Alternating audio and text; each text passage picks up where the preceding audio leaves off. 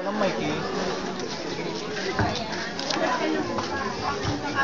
Lahi pa ng bakla natin. Good morning. Hello. Itong question ko para sa'yo. Sige po. Ano sa palagay mo ang mayroon kang katangian na pwede mong ikapanalo sa patimpalak na ito? Ano ito at bakit? And talent. Okay, that's a very wonderful question. You know, ladies and gentlemen, when I was in elementary, my teacher once told me that if the question is in English, you have to answer in English.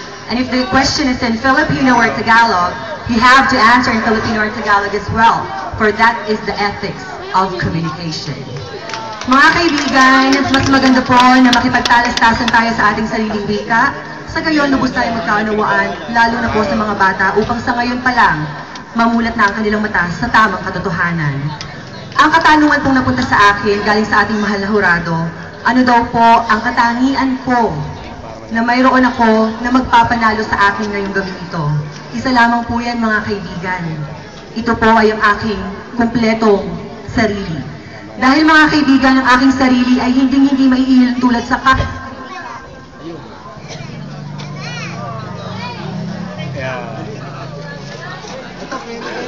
Mahirap yan eh. Ganda ng sagot. Ako nakalimutan. Hoy, manang!